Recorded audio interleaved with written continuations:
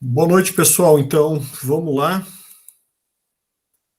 É, Hoje, como eu falei no e-mail lá, como eu escrevi no e-mail, né? Não consegui estar presente na UTF e eu não sei se semana que vem eu vou conseguir estar também. Vai depender da evolução do quadro clínico da minha filha, mas a gente não vai deixar o conteúdo aí para trás. Então, a alternativa que eu vi hoje foi fazer esse nosso encontro online, tá? O que a gente vai trabalhar essa semana e semana que vem? Essa semana ainda a gente vai programar, eu vou passar um exercício aqui para vocês, que é esse que está na tela, é o chamado banho de desengraxe. Ele é uma, um exercício que tem todas as características de uma programação que ela tem um começo, meio, um fim e volta lá para o início e se repete. Ou seja, é uma programação cíclica, né? Então, ela vai começar o ciclo, terminar o ciclo no mesmo ponto onde começou. Nessa aula, ainda eu vou pedir para vocês executarem essa programação da forma tradicional, como vocês vêm fazendo. A aula que vem, e aí eu vou deixar já um material aqui, vou disponibilizar para vocês, e eu gostaria muito que vocês lessem esse material para a aula que vem, que é a linguagem de programação SFC. A gente está programando hoje em Ladder, né? E vai ver, então, a aula que vem eu vou fazer a introdução, a parte teórica do SFC. Bom, na aula de hoje, o que a gente vai. Eu queria que vocês fizessem então. Vejam só. Deixa eu colocar aqui só no modo de apresentação.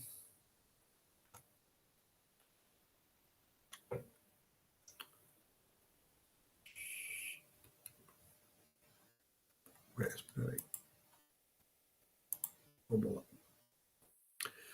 Elabore um programa para comando de um carro que se move sobre um trilho e permite, parando acima de uma cuba, limpar peças contidas em um cesto, imergindo-as em um banho de desengraxe durante 30 segundos. Esse tempo aqui, né, pode ser menor que 30, vocês sabem. O carregamento e a descarga do cesto efetuam-se manualmente na posição alta, não, até vou arrumar isso aqui já, na posição baixa, tá? Posição baixa. Uma ordem de partida de ciclo, bem como uma ordem de fim de descarga, é dado pelo operador por meio de botoeiras PC, ou seja, partida de ciclo, e FD, fim de descarga, respectivamente. O carro só pode se movimentar na posição alta. A figura ilustra o esquema funcional. Então vamos entender como é que vai funcionar. Eu tenho um carro aqui, né, nesse desenho, que ele se move para a esquerda e para a direita. E eu tenho um braço aqui, um braço mecânico que desce, né, então ou ele está em cima ou ele está embaixo. E aqui eu tenho 3 pontos de parada desse carro. Então esse carro, ou ele está parado aqui na horizontal, ele está parado em C1, ele vai começar o trabalho, né, ele está parado exatamente quando você aperta a partida de ciclo, ele tem que começar lá em C1. É o ponto de parada dele. Ele vai estar em C1 e na posição alto. O carro está lá em cima. Quando o camarada o operador dá a partida de ciclo, o que o braço vai fazer? Ele simplesmente desce, né? Ele desce, o operador carrega manualmente as peças, um cesto de peças, aperta a partida de ciclo novamente, o carro sobe.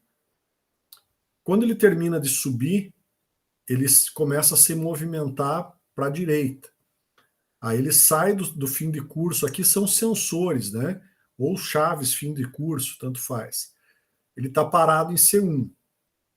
Aí ele começa a se movimentar para a direita, quando ele atinge C2, ele para.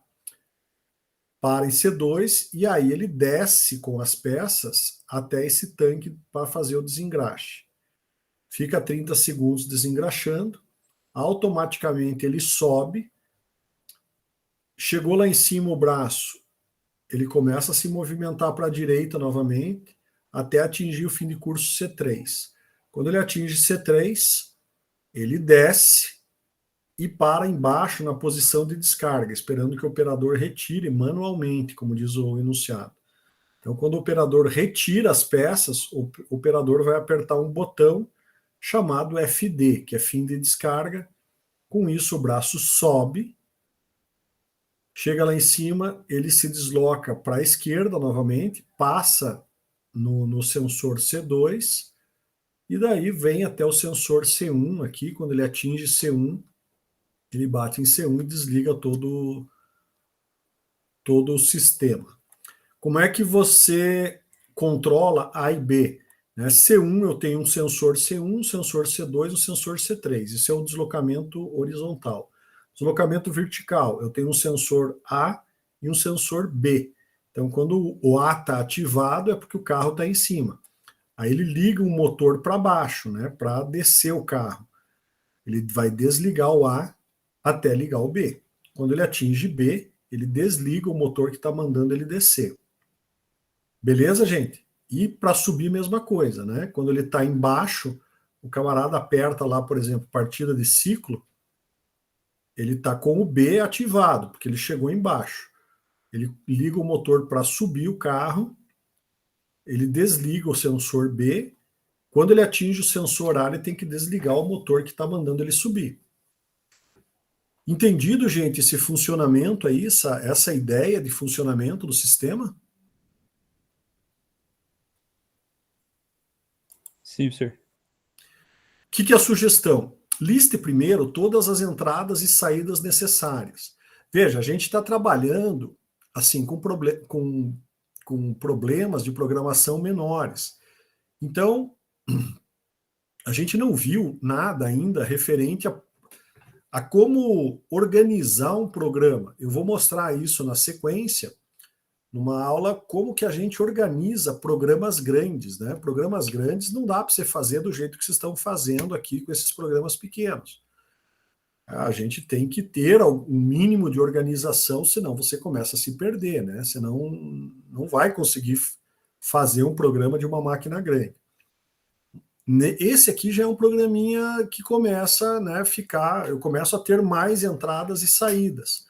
Então, quais que são as entradas do CLP? C1, C2, C3, A e B, que são todos sensores, né, de posição, mais a botoeira PC e FD.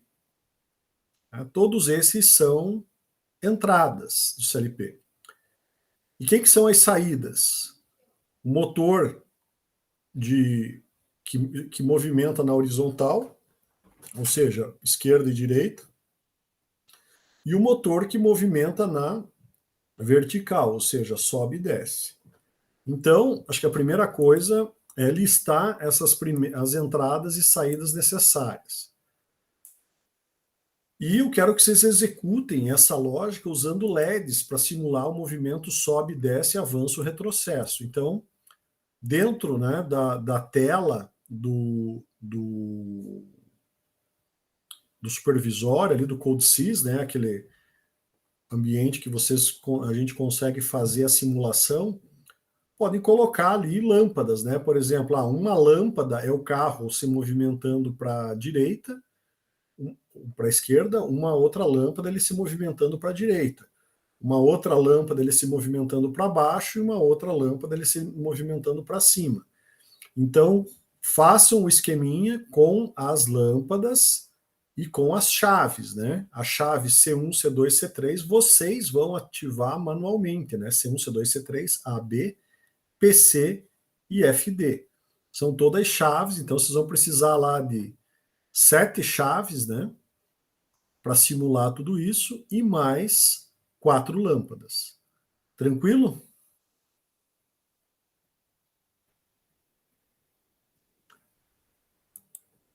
Vocês vão ver que esse problema não é tão tão simples quanto, né, alguns aí anteriores foram muito simples. Esse aqui demanda um pouquinho mais de raciocínio. Mas o que eu quero mostrar com isso no final? Na verdade, esse problema é assim mesmo. Como ele é intuitivo ainda, ele vai ser um pouquinho mais difícil. Aí, aula que vem, a gente vai falar então da linguagem SFC, que é para problemas desse tipo, que são problemas sequenciais. Aula que vem eu mostro para vocês um pouco da teoria e faço um programa com vocês em SFC. E aí, vou pedir para vocês repetirem esse problema em SFC. Vocês vão ver que é ridiculamente fácil quando é feito com a linguagem mais adequada, né, que é o SFC, para linguagem sequencial, para problema sequencial.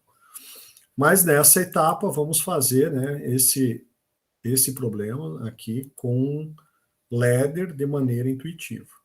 Só queria saber se ficou mesmo alguma dúvida sobre o problema em si, sobre o funcionamento aqui da programação.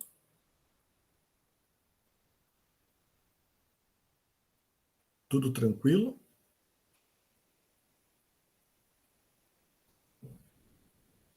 Tranquilo, senhor. Então, tá bom.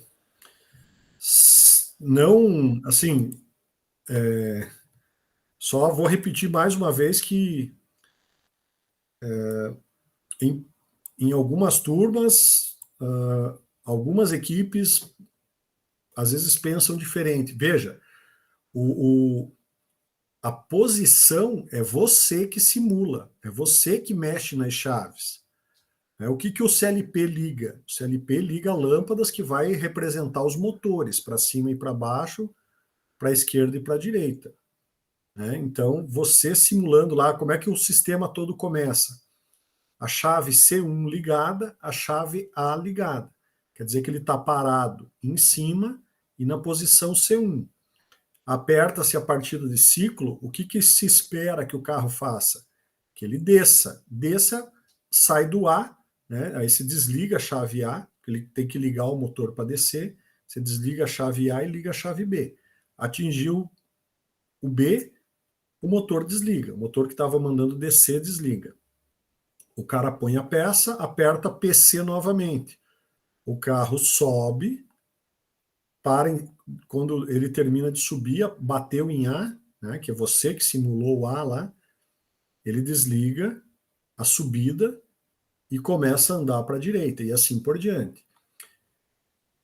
E um outro item que está aqui, ó, estava esquecendo de falar. O carro só pode andar, só pode se movimentar na posição alta. O que quer dizer isso? Quando o carro está andando para a esquerda ou para a direita, o A tem que estar acionado. Se, por exemplo, houver uma quebra mecânica no carro e ele perde a posição alta, o que tem que acontecer imediatamente? Desligar o movimento de direita e esquerda aqui. Perdeu o A, perdeu o sensor A, enquanto está se movimentando para a esquerda e para a direita, todo o processo tem que parar. Ok?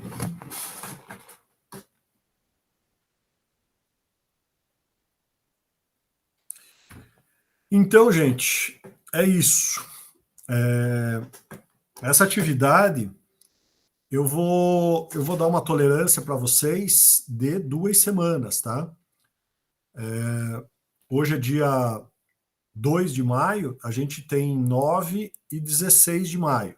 Então, quem entregar até dia 16 tem a nota cheia desse trabalho, ok? Então, 2 semanas, não seria direto para a semana que vem. Mas não deixem lá para fazer muito no final, porque senão vocês podem não conseguir entregar.